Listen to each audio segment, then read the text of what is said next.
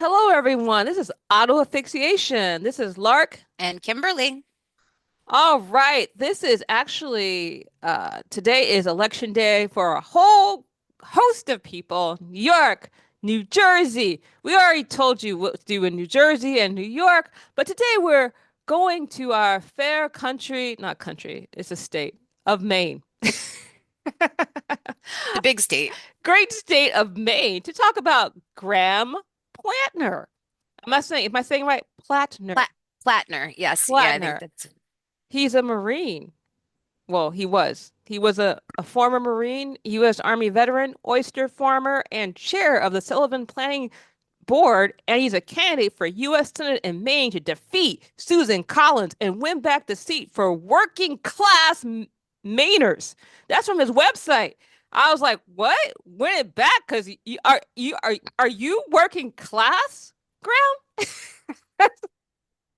that's we need to know, are you working class? And when we look at Graham's background, he really isn't. He comes from a little town. He was born in Blue Hill, Maine, which is a town of 2,700 people as of the 2020 census. The demographics of that town as of the 2020 census are 97.3% white, 0.4% Black, 0.4% Native, and 1.1% Asian, roughly around.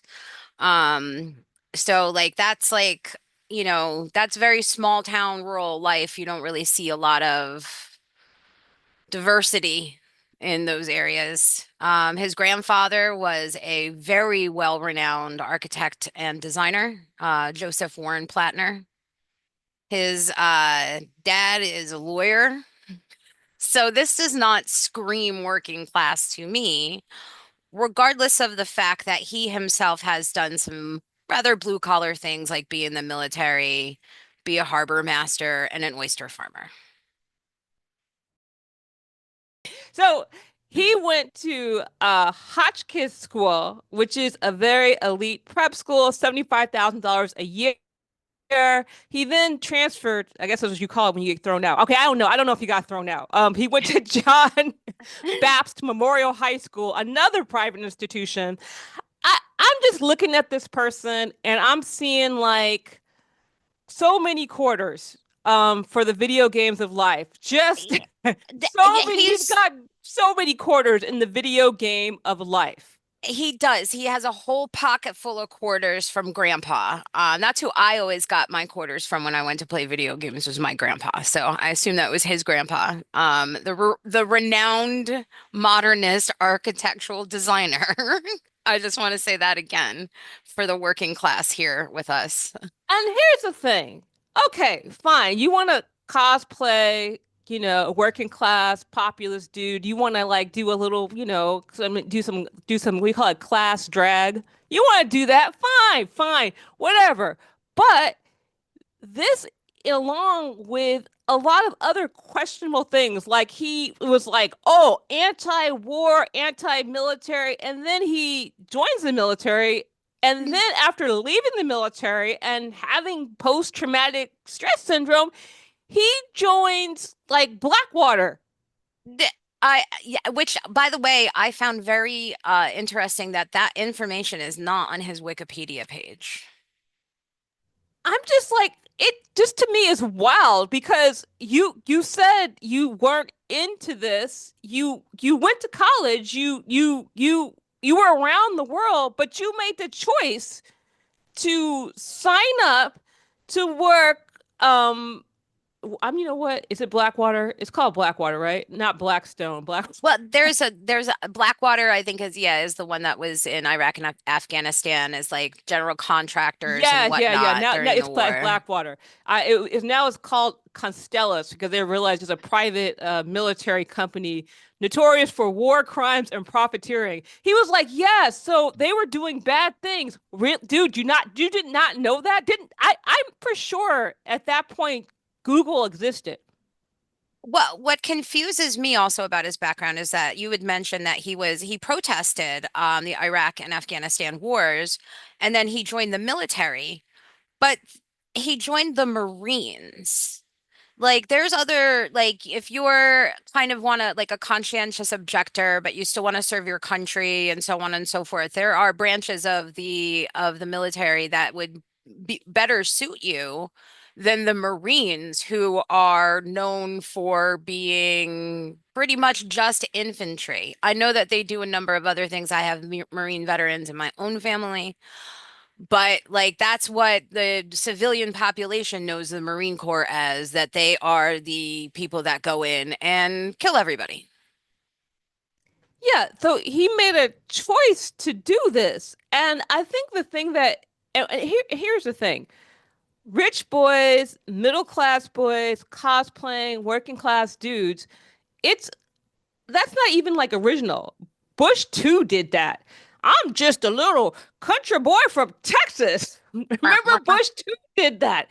And I'm confused and here's the thing. There's so many dudes who are middle class who want to play, I'm poor, I'm working class. And so they essentially platform people like this, like, oh yeah, he's one of us. Yeah, he's one of you, you bunch of privileged little asses that want to want to get away with it by saying you're working class. You don't want to say, oh, we should have this because we are men of a certain class group. So you hide behind this working class label so that you can get away with being a jerk because, oh, the working class is oppressed too. They want to play class reductionist, but they're not even part of the working class. That's the whole thing. It's like they can't figure out, how can I be a member of the oppressed classes? Oh, I could pretend to be working class. That's exactly what it is. That's exactly what it is. And that like, the working class people that I grew up with, like my family is working class, like my dad did a number of different kinds of jobs like that were all labor related in some way, shape, or form. The working class people that I grew up around got their flannels at Kmart and like Jamesway and Ames, like those old like discount stores. They weren't shopping at LL Bean like Grandma's, like, for his duck boots and his real nice crisp flannels that last for 25 years. Let's talk about also where he lives now, which is Sullivan, Maine, not too far from where he grew up.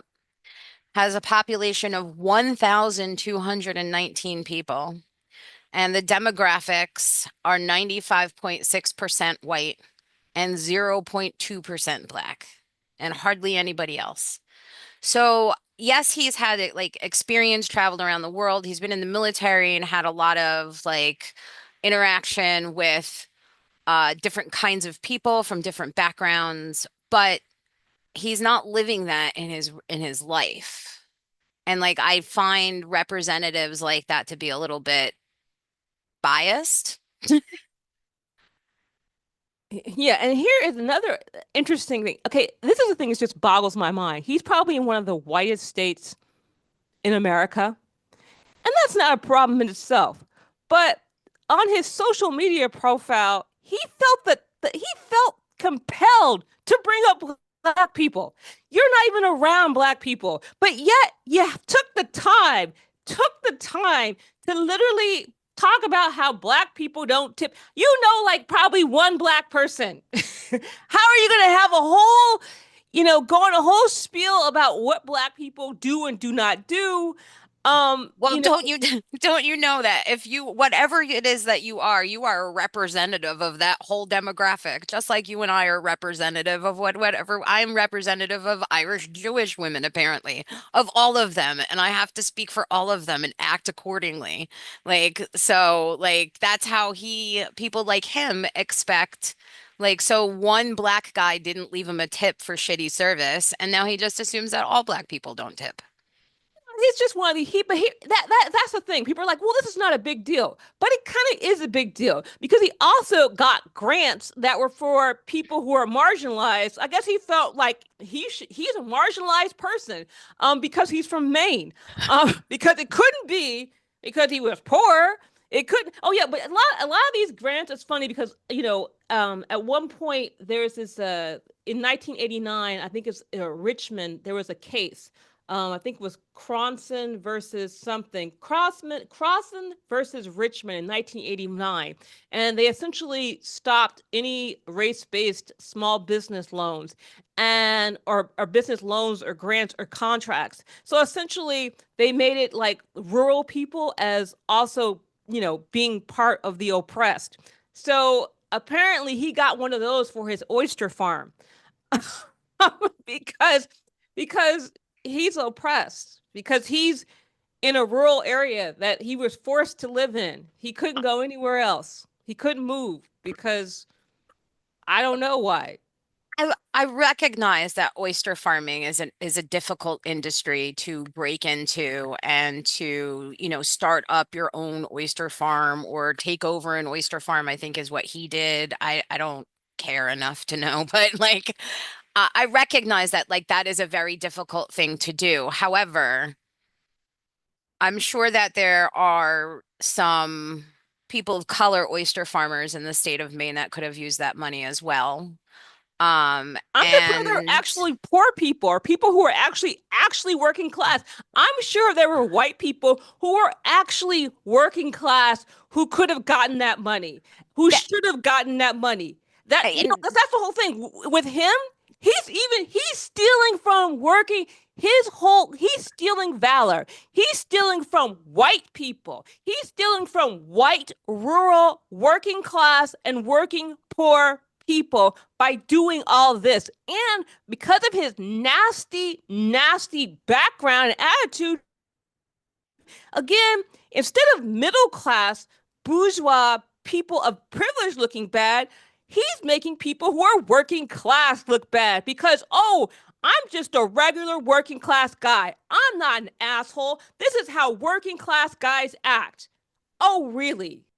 yeah, and like let's like John Fetterman, like with his hoodies and whatnot, and like I'm just like you guys, like, and then what did he do? He turned into like 100% like Trump supporting maggot at this point in time. And Fetterman didn't have a job, didn't support himself until he was 50 years old. And this is the whole thing that just it's just, very it's just wild to me. Wild. And Planter, like he starts his campaign, first 6 weeks, all of a sudden it has $3.25 million. And I'm just like, this doesn't sound like a grassroots campaign in Maine. $3.25 million in 6 weeks to run for the Senate. That's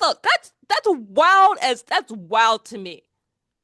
It's wild to me too, and I recognize that like Susan Collins needs to be ousted, but like the thing is that like look at the position that what like we're in now with like, and I don't live in Pennsylvania, but I have friends that do, and I have a friend that lives in Maine as well. I tried to reach out to them today to get their feelings, but they're a very busy person, so I'll probably I we maybe we'll do a little update or something. We need to talk to Brian Powers out in Maine right now. Oh my goodness, you're totally right. We We do gotta need to talk talk to to him and him. see what's up Yeah. because he's actually a working class He, yes. veteran Yeah, he's a with a working class farm. veteran with a farm, and yeah, he with a bunch of kids too. Yeah, So but he he's could have Catholic for used real. I'm Catholic too, so it's okay that I made that joke. I was raised Catholic. I'm not anymore, but it's okay that I laughed at that joke. But yeah, he got a lot of kids. Anyway, but the whole thing is this is that he's a bourgeoisie grifter. And I'm just kind of like in my own head when I see this kind of this whole and it's so harmful. He's just kind of like, and this is we're not even talking about the tattoo.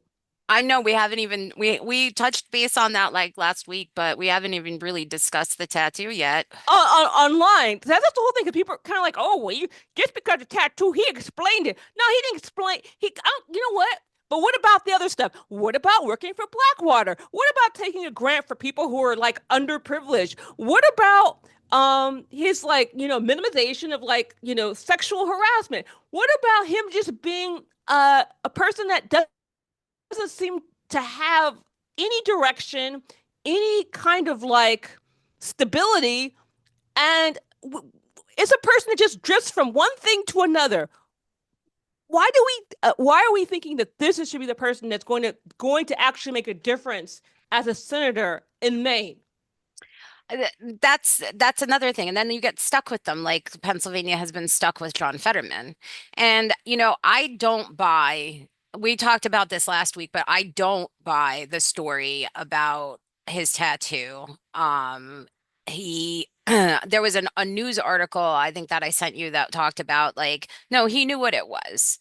And he used to refer to it by its proper name and point to it and be like, oh, it's my, Totenkopf and whatnot. Like, yeah, so he knew what it was. And I will say again that as a person who has lived a life since I was about 16 years old, basically being a Nazi spotter, you learn how to differentiate people's tattoos. And you learn, like one sort of sketchy tattoo is like, okay, if they have like two or more sketchy tattoos, then they're probably actually feeling that way, like, the Nazi or an Odinist or what have you, not the actual people that follow Norse pagan religion, that the people that co-opted it, the Nazis that co-opted it. But that's the big daddy of Nazi tattoos, the SS death's head skull.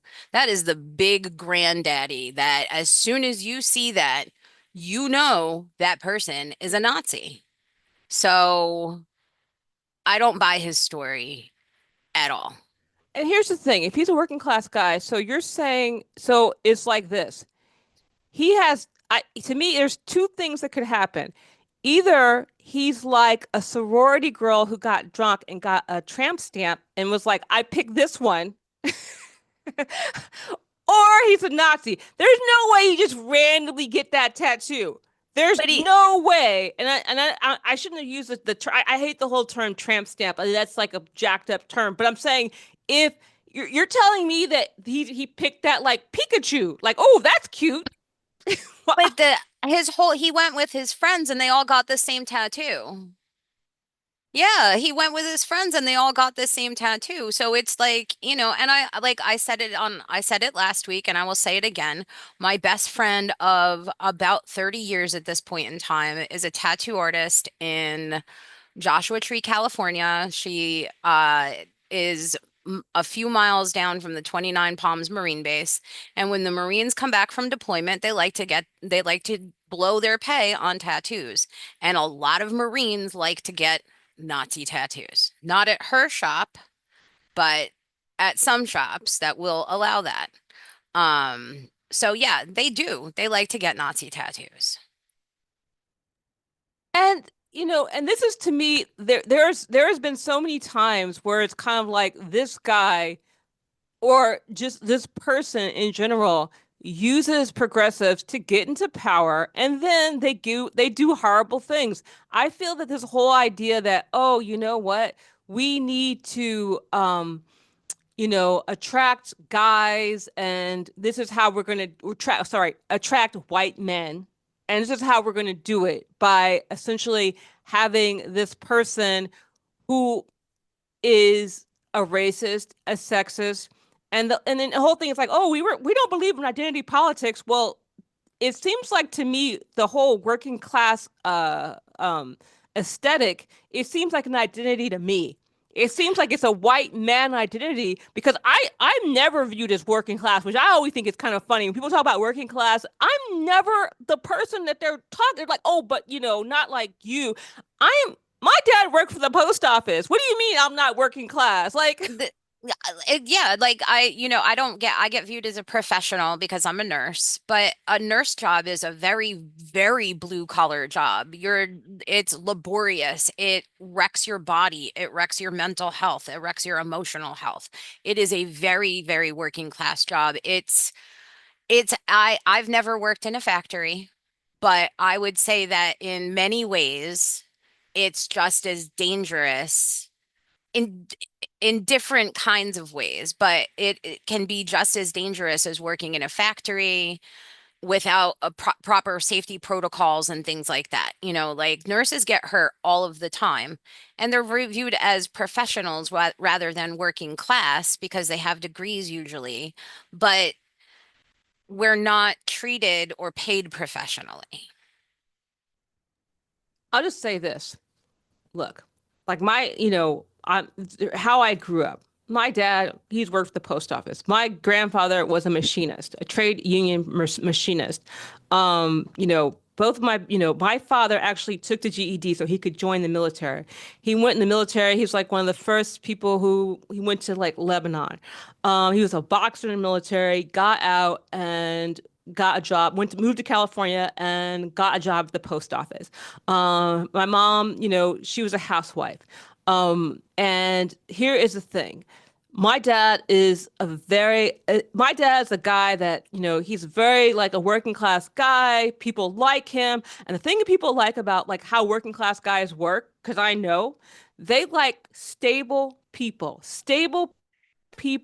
who essentially, where they're coming from. They don't just randomly do weird stuff. They don't just do jump from job to job doing this and that and all of this because if you're working class, you can't afford to like screw up your reputation. You can't mess up your job and then get another chance and then mess up another job and get another chance and mess up another job and get another chance. That's not a thing.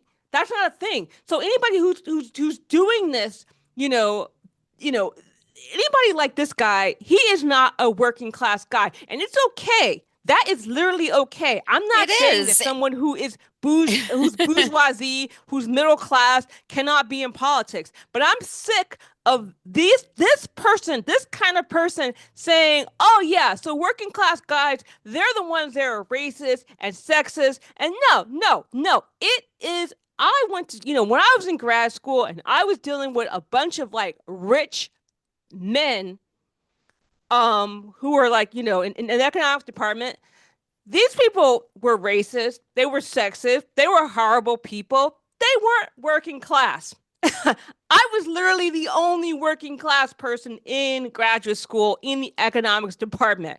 Okay. So this kind of, oh, identity politics is ridiculous and blah, blah, blah. They don't even have that conversation. That's not even a conversation that they have. But it's like, this conversation is among a very select group of of highly educated or highly cultured in regards to their parents. Not maybe they didn't finish school because they always drop out because they don't need to go to school because they can just have their daddy get them a job. So they don't have to finish school.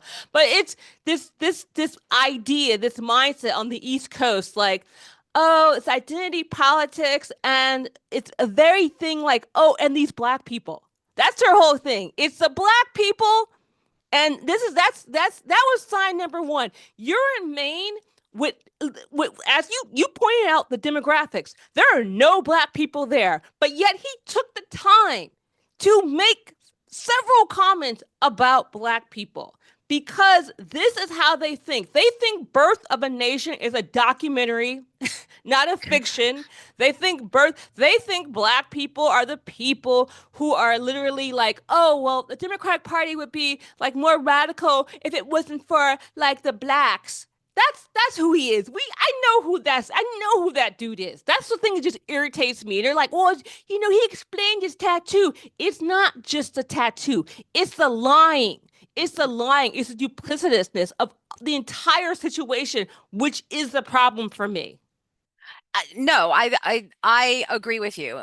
My family is so similar to yours. My grandfather was he worked for the post office. My grandmother was a housewife. My mother worked as a bank teller. She worked her way up to a branch manager. And then she also worked at the post office until the end of her life. My dad was a technician. He went to Aviation High School, which is a technical high school in Queens that specializes in aviation mechanics. He did that for a little bit. But he always fixed stuff, and he eventually landed at Rico for like 30 years. So yeah, like they like stability, like they want you to stay with them and grow with them. They don't want people to be bouncing around all over the place and trying different careers. They want to see that you're, if you are bouncing around, you're staying in the same career field. Well, what I'm just talking about is socially. He's not a working class guy. And the whole idea of like, well, he's just a regular guy. No, he's a regular upper middle class guy. That's what they do. Now, so if you want to like play this game about what guys do, fine, but get the class right. That's not a working class guy. He's playing upper middle class dude games. That's the game he is playing, and that is totally fine. But let's be honest about what he's doing and who he is. He is not some regular working class schmo. He's not that guy. He's a guy that has privilege. He's a guy who has parents that have a Rolodex. He's a guy who could raise $3.25 million in 6 weeks. And he's a guy who has a problem with women, who has a problem with black people, who we know if he gets into office, he's going to be like a class reductionist little asshole. And he's going to probably go right over to the whole dark side. We already know. Well, I'm predicting that now. If he wins, he is not going to be he won't be a person that champions progressive causes. He's going to be one of these people that he's going to look out for Maine. That's what he's going to look out. And who lives in Maine? That's it. So I mean, yeah, okay, fine. But if you're expecting him to be some kind of comrade in some kind of progressive movement, he won't be that guy. I agree with you. I agree with you. And I just think that it is, I mean, we're gonna have to see how it pans out. I haven't even really looked at the polls in Maine. I've been mostly paying attention to New York City and to New Jersey of late. But I heard that he was leading. So, but we'll see tomorrow, I guess, or today. Here's the thing. I don't, one way or the other, Maine's an issue, but it's to me, this whole idea, like, this is what we need to do in a Democratic Party. We just need to get a whole bunch of like, class reductionist white men They who all are, and they go ahead. They tried that with the right wing.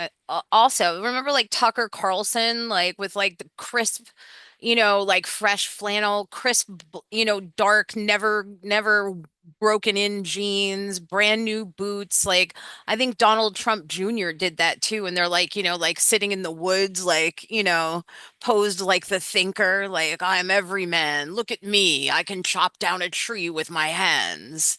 Like it's a cosplay. They don't know what it's like to be a working class person and not know where your next rent payment is going to come from.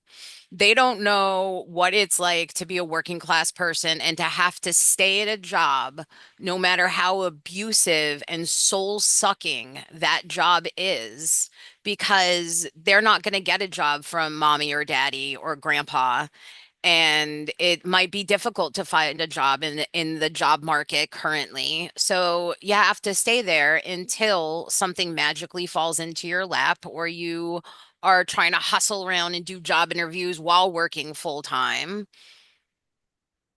Yeah, I'm just, and there's, and that this is something that I just have a problem with the fact that he's a disingenuous person, and if you're disingenuous in that way, who's saying who, what's tell what, and I wish to all these people who claim to be progressive, I wish they would actually do what they said and like let's look at what the person is saying and what they're doing.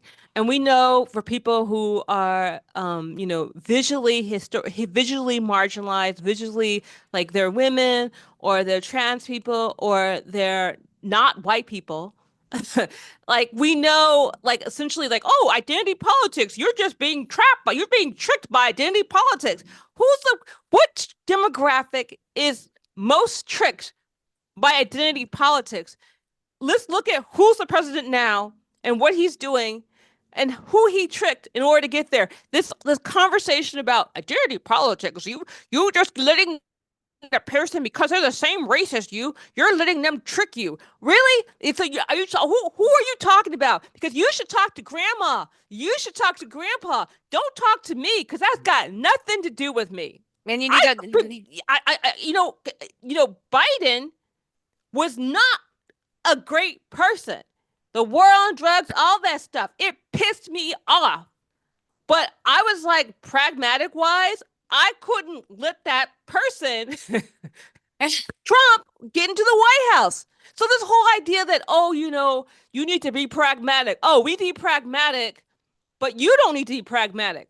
There's literally no to this discussion in regards to, like, voter knowledge and understanding what is happening and not being manipulated.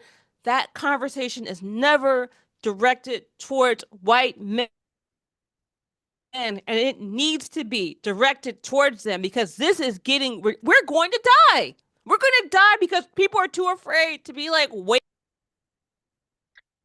People are too afraid to have conversations with people, even just to like tell, like, not tell somebody like that they should vote for somebody or whatnot, or just even bring it up in conversation.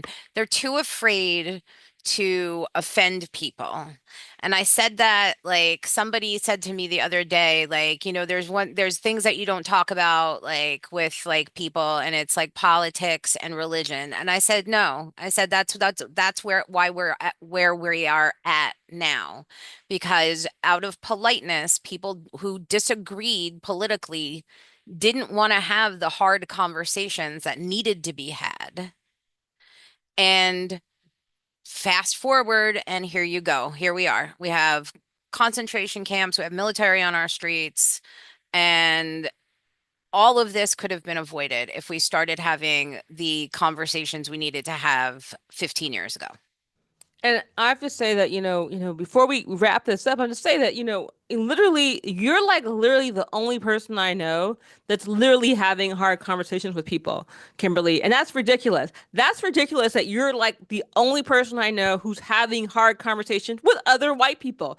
In places where it's actually in a situation where at the dinner table, during holidays, on the phone. This is like, these, and the thing is that if that was normalized, like, okay, this is not okay, you need to like wake up, et cetera, et cetera, the world would be a different place.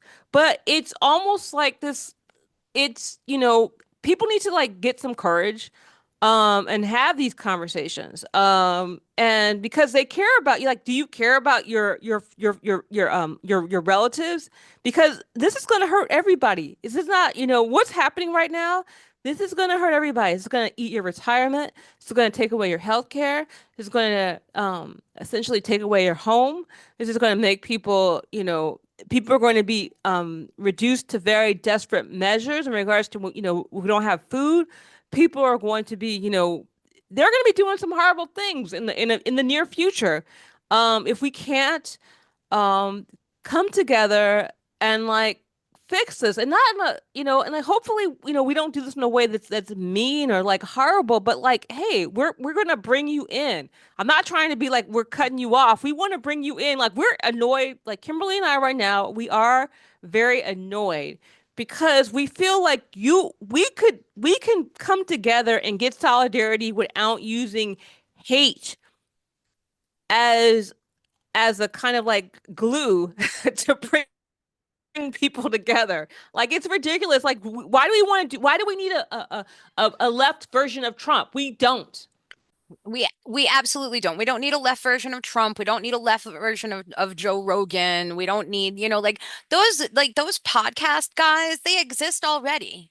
Eh, eh, Introduce somebody to be behind the bastards, or the last podcast on the left, or something like that. The stuff, like, those are two podcasts that I listen to, and they're hosted by men, and they're leftist men, and the subject matter that they cover is very direct. You know exactly what they're talking about. And the last podcast on the left, they just finished their series on Heinrich Himmler, and the last 15 minutes of today, not today's episode, last week's episode, was the main host saying, you need to stand up. You need to stand up. You need to do something. You need to talk to your family members. You need to do. He basically did what we are doing right now. And I was so, like, I was doing the dishes, and I was like moved to tears because I was so happy to hear that, like, the people that they're looking for to fill in a gap, they're already there. And if people aren't listening to them, they're not going to listen to them. So you have to find a different way to go about it. Exactly. And with that, make sure if you have not, go out there and vote today on Tuesday, because we need you to vote. We need to keep MAGA out of the East Coast, so we can all make sure so we don't bring measles back. No, seriously, like the Public Health Collaborative is reliant upon your vote this year. That if we lose our space in the Northeast Public Health Collaborative, that will affect literally everybody in the Northeast. So vote like your life depends on it, because it does.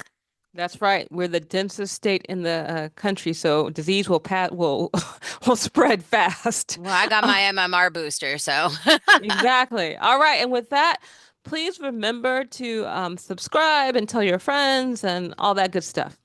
thank you so much for listening.